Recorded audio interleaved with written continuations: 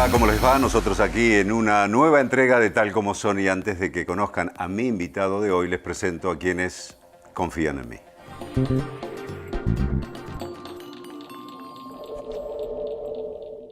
Para ser competitivos en la industria es necesario contar con una flota de vehículos acorde a los tiempos que corren. Por eso, a la hora de renovar el parque automotor, piense solo en el especialista. Naviral Mercado, subastas online. Te presentamos Coto Digital, una forma rápida y fácil para que compres lo que necesites desde la comodidad de tu hogar. Te invitamos a que visites nuestra página www.cotodigital.com.ar. ¿Qué es lo que hace a San Isidro distinto? ¿Será que vivimos haciendo obras que nos hacen vivir mejor, como la nueva senda del hipódromo? ¿Será porque seguimos haciendo megaconstrucciones? Sí, porque seguir mirando hacia adelante hace todo distinto.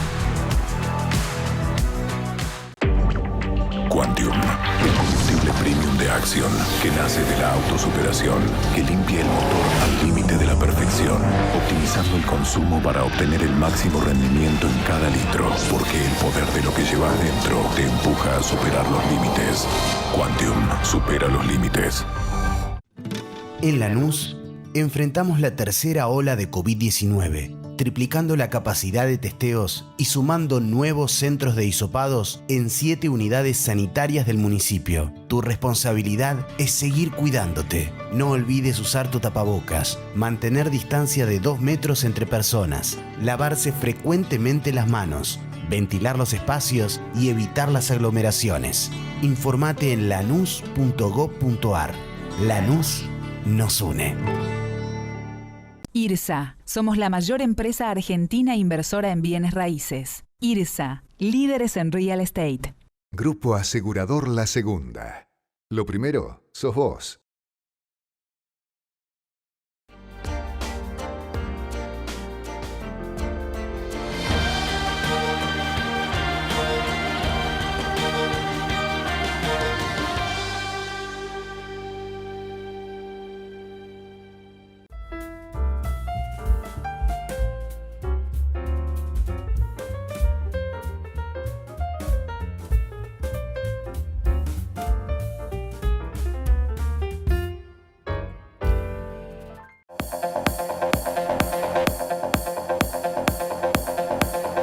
Somos tu destino de crecimiento, con políticas activas para generar competitividad y desarrollo y la infraestructura que tu proyecto necesita. Entre Ríos, una provincia fuerte que está en marcha. Gobierno de Entre Ríos. Simple, es cumplir con ingresos brutos y el monotributo en un solo pago. Fácil, es recibir la boleta por mail y con beneficios. Y cómodo, es realizar tus trámites en nuestra web desde donde estés. Simplificate. Más beneficios, menos trámites. ARBA, Gobierno de la Provincia de Buenos Aires. Palladini, empresa de alimentos que desde 1923 acompaña la mesa de los argentinos.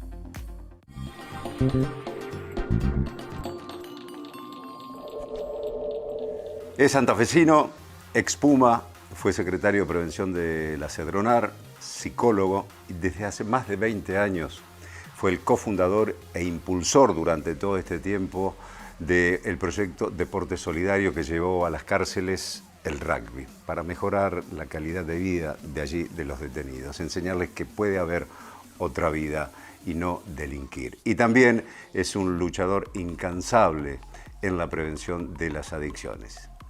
Mi invitado de hoy es Matías Dalla Fontana. Gracias, Matías, por estar. Muchas gracias por la invitación, muy agradecido realmente. Matías, vos deporte, expuma, y siempre esa preocupación desde hace más de 20 años allí en la prevención de las adicciones. Y me imagino que habrás visto cómo la droga destroza la vida de los jóvenes, de la gente, de quien consume, ¿no? Sí, efectivamente es así. Tiene dos caras lo que vos planteás. Por un lado, vi la destrucción del hombre, la destrucción de la familia, y en 20 años a esta parte, para trazar una línea histórica, también vi el avance epidemiológico, es decir, cómo ha ido destruyendo voluminosamente a la sociedad, en el mundo en la Argentina también, y por supuesto en mi ciudad, Santa Fe de la Veracruz. Pero eso tiene otra cara, otro aspecto, que no hace que uno desconozca el carácter dramático de la situación, pero yo siempre digo, no llega a ser trágico, no es un destino cerrado el de la Argentina. Y ese aspecto que también descubrimos fue cuántos de los recursos hay en las comunidades y en las propias personas, y en las propias familias y en las instituciones tradicionales de nuestro pueblo. Ese pequeño club del barrio, esa vecinal, la cooperadora escolar, la parroquia, que son potenciales sanadores también. Así que hicimos la experiencia de las dos caras de la moneda. Ver la destrucción. Bien. Hace algunos años un documento para Latinoamérica de la Iglesia hablaba de la droga como una gran mancha de aceite que iba cubriendo el cuerpo social. Hoy eso ha ocurrido, efectivamente. Sí. Pero la Argentina tiene el potencial de su propia recuperación en su cultura. Matías, y a veces cómo influye la cuestión ideológica, como en tratar de justificar que drogarse no hace daño, en definitiva, para resumirlo y simplificarlo, ¿no? Lo ideológico actúa, por supuesto. Lo ideológico actúa como en otros campos de la ciencia, en otros campos académicos, en otros campos de la política pública y de las instituciones. Actúa, en principio, alejándonos de las realidades. Cuando uno pone la idea por encima de la realidad, se empieza a producir un distanciamiento y va perdiendo eficacia lo que uno hace, porque cree más en la teoría que en los resultados concretos. Ese es un primer efecto de la ideología. Y el otro efecto de la ideología, en este campo especial de la droga, es que también ha sembrado una especie de grieta falsa, una falsa discusión, donde hay una especie de guerra psicológica entre bandos que nos detiene, que nos demora, que nos hace perder mucha energía respecto a lo que en realidad tendríamos que estar haciendo, que es organizar el sistema de clubes, el sistema escolar y el sistema de salud para avanzar en estas realidades. Y después está el análisis objetivo.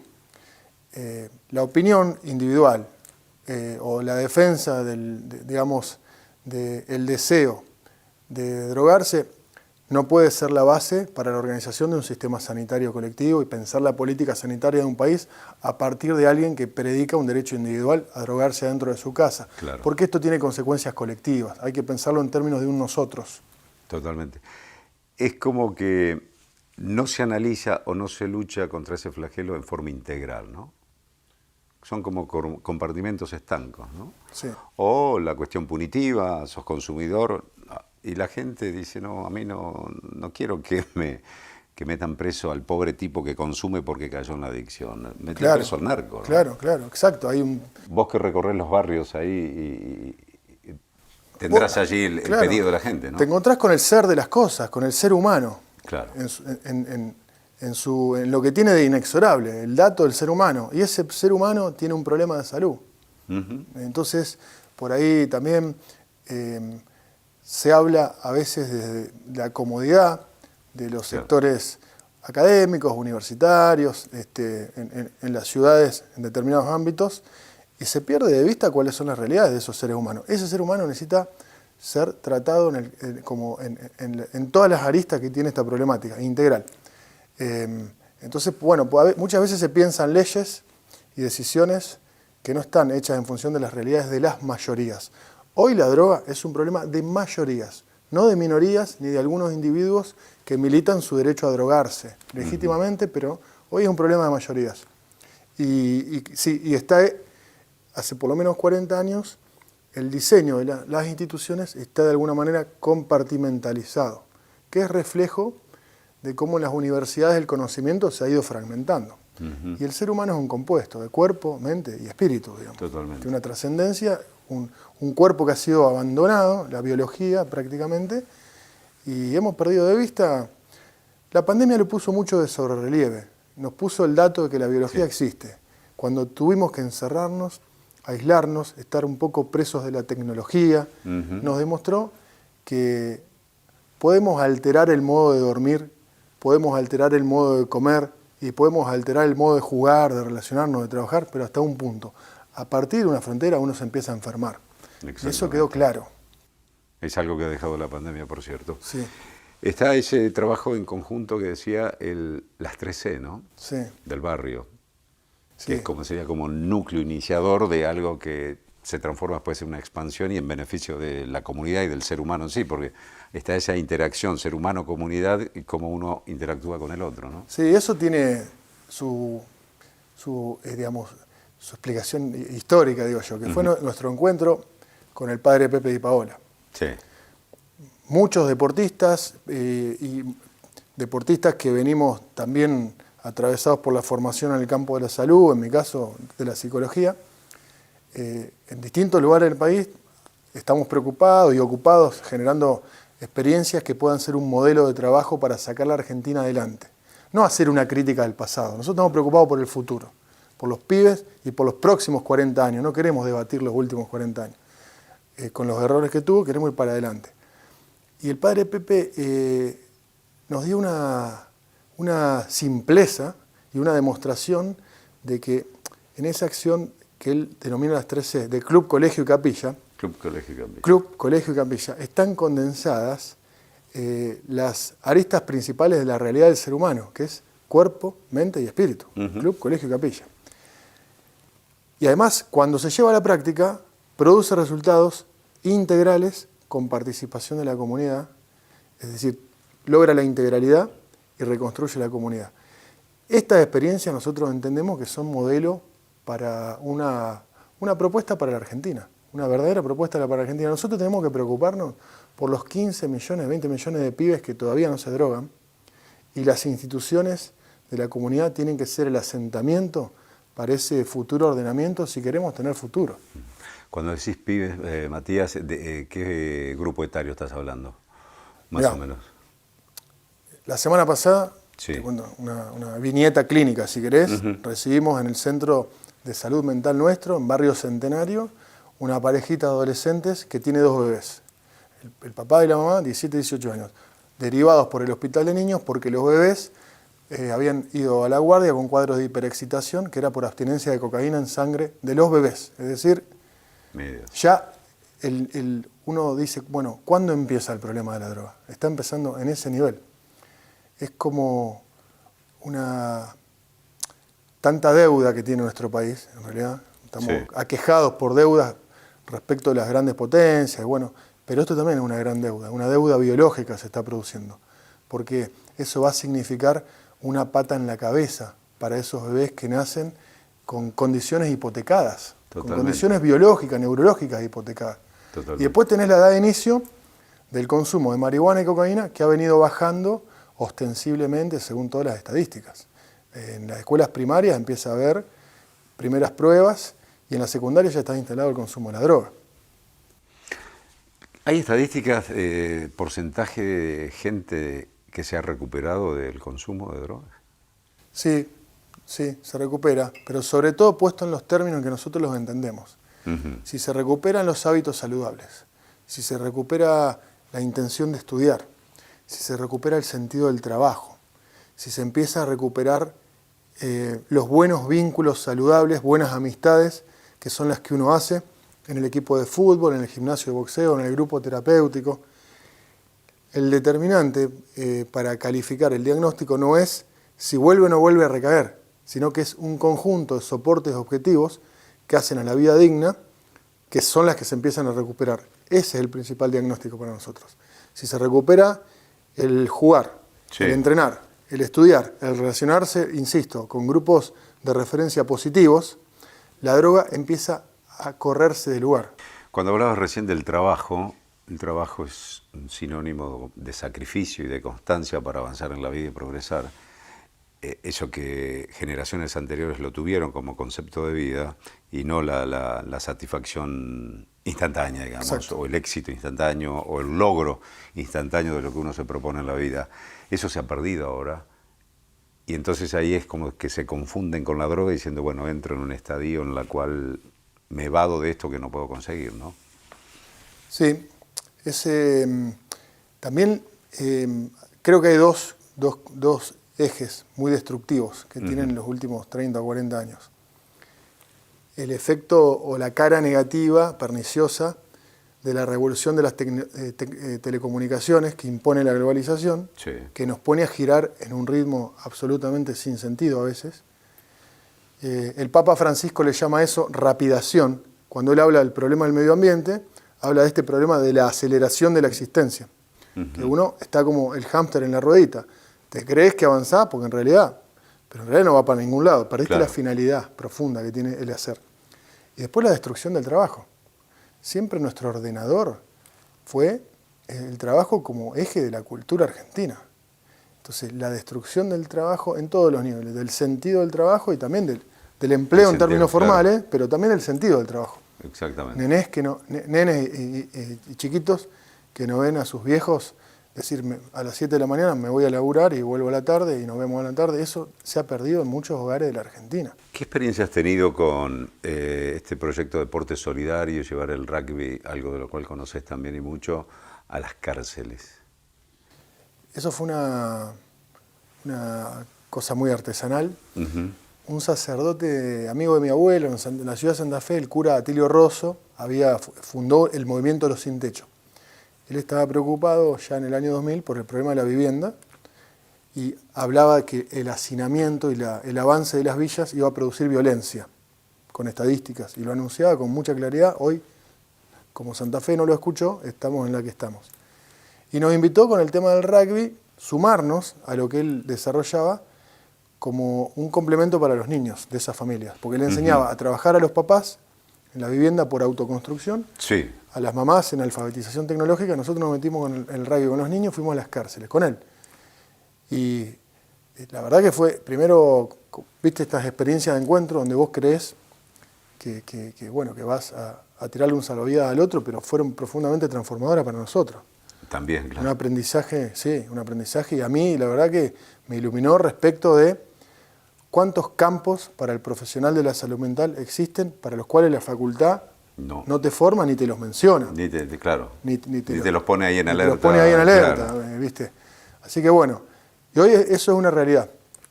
Tiene como virtud lo del rugby en la cárcel la continuidad.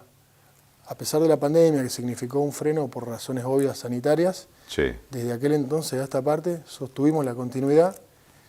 Esos muchachos, contra todos los pronósticos, juegan, se divierten, cumplen las reglas, entienden lo que es un entrenador, lo que es un árbitro, empiezan a recuperar la idea de que es un espacio de ellos, que lo tienen que cuidar. Yo creo que en esa medida es que Además se encuentran con tensión ahí también. Se encuentran, sí. Es lo que buscan, ¿no? Sí. Se reconcilian, traen viejas broncas de los pabellones y en el encuentro del rugby, que es bravo, porque se golpean fuertes y se respetan, pero hay reconciliación. Así que eso me parece lo más piola que tiene la experiencia. Y bueno, es muy artesanal, con mucha ayuda de los amigos nuestros de los clubes, que se acercan voluntariamente. Por ahí la universidad, ahora estamos trabajando con las universidades para que estudiantes avanzados puedan ir a hacer sus prácticas, para empaparse de estas realidades y perfeccionar lo que es su formación curricular. Todo esto lo haces en el ámbito de la provincia de Santa Fe. En la ciudad de Santa Fe. En la ciudad de Santa Fe. Cuando creo mucho en esto, en este método que hemos ido encontrando,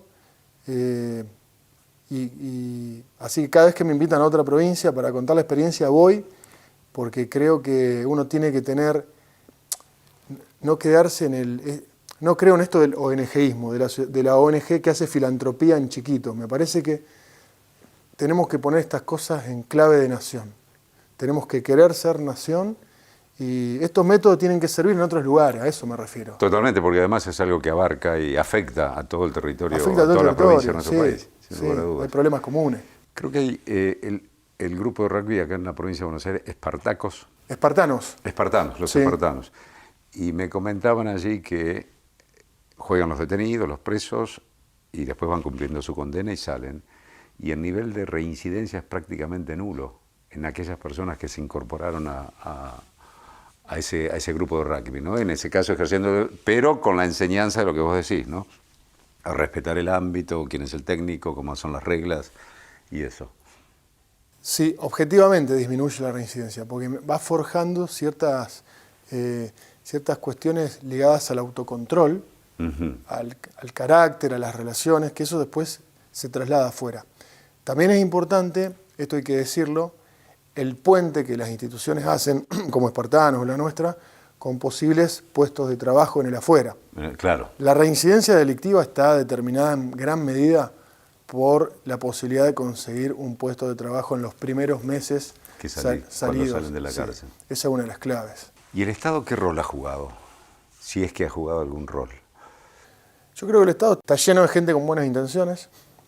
En los pasos que pude tener de conocerlo de cerca o de dentro, hay cuadros muy capacitados con conciencia de servicio civil, en la planta del Estado sobre todo, pero está tomado por dos elementos que señalábamos recién. Uno, la guerra psicológica, le digo yo, un gran sanitarista argentino que organizó todo nuestro sistema de salud hablaba de la guerra psicológica, que es la guerra ideológica. Y realmente si hay que resolver un problema, hay que trazarse un objetivo y una hoja de ruta clara, no podemos estar discutiendo. Hay determinadas cosas sobre las cuales los argentinos nos deberíamos haber puesto de acuerdo. Entonces, la guerra ideológica, esas grietas, son inconducentes. Y después el otro elemento que lo hace muy ineficaz es la compartimentalización. Hace por lo menos 40 años que el Estado no ha dejado de gastar, ha ido creciendo el gasto, o la inversión, como prefieras llamarle, pero hay una política de la escuela por un lado, el deporte por el otro, la salud por el otro, cultura por el otro. No se cumple esa integralidad que vos decís. No. Tienen que ir todos a la vez y todo aunado, digamos, en ese plan, en ese programa, ¿no? Exacto, y su impacto en el terreno es diseminado, no es convergente.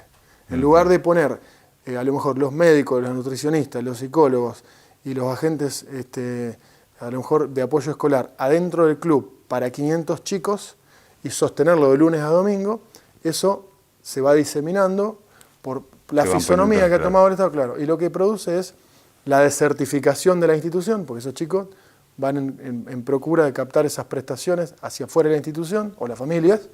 Entonces desertifica la institución y rompe la integralidad de su prestación. Es una cosa que hasta se podría dibujar, digamos, que es lo que hay que insistir en reconstruir. Y eso es está sucediendo en desmedro de, digamos, por los clubes de barrios que están como desapareciendo, ¿no? Lamentablemente. Sí. Están en vía de desaparición. ¿Cómo es la situación en Santa Fe con los clubes de barrio, por ejemplo? Es penosa, es penosa.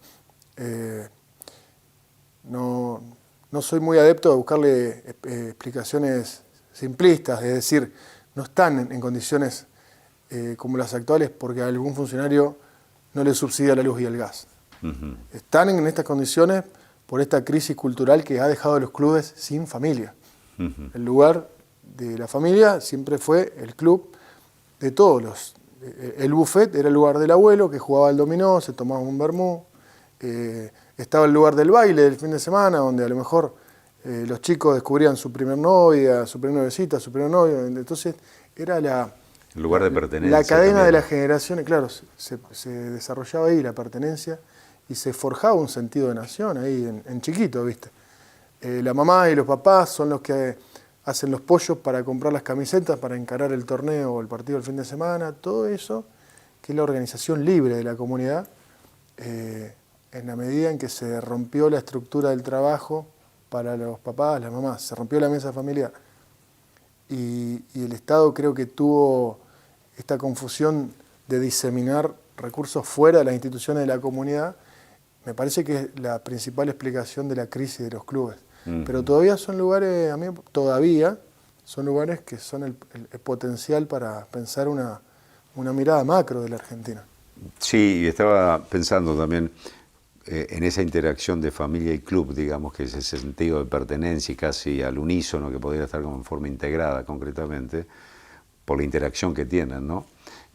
Cuando no existe esa familia, porque también hay familias que no existen como tal, como elemento de contención de un joven, de un niño, un adolescente, el club pasa a suplir el club de barrio pasa a suplir esa familia ausente también, ¿no? Sí, tal que cual. Eso es lo importante también. Sí, hay una relación de natural subsidiariedad, digamos. Claro. Donde falta algo que debería estar, empiezan a aparecer las solidaridades de estas instituciones.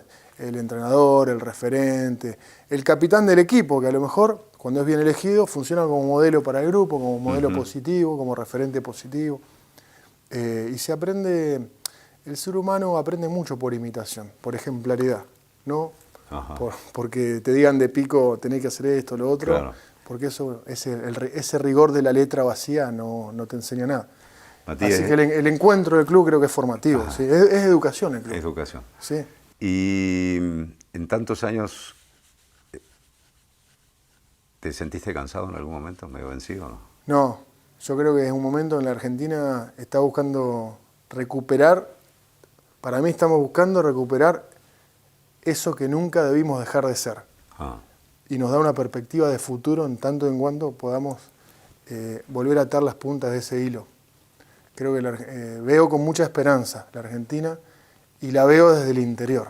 Por eso yo te agradezco que me invites acá, porque sabes que para un santafesino como yo, que hacemos cosas chiquitas, no siempre podemos venir a hablar y en estos términos con gente piola así y decir la verdad, ¿viste? Quizás influye también, hay que decirlo, como soy entrerriano y me niego a decir la palabra del interior, me gusta hablar de las provincias del país, que somos todas, y bueno, esa visión que siempre uno, siendo un pueblo chico, muy querido por cierto, pero siempre con esa necesidad de ser escuchado. Así que bueno, un placer que hayas estado acá. Y bueno, y amén de todo lo que hace él, es técnico del rugby femenino en Unión, allí también. Empezamos a ayudar una actividad. Con las tatengas. Matías, gracias. Muchas gracias. Un placer y por todo lo que haces para mejorar la calidad de vida de la gente. Muchas gracias. Por favor. Muchísimas gracias por estar allí. Nos vemos en el próximo, Tal Como Son. Vos cuando vivís tenés una relación con la vida. Claro. Cuando estás con los presos tenés una relación con la muerte.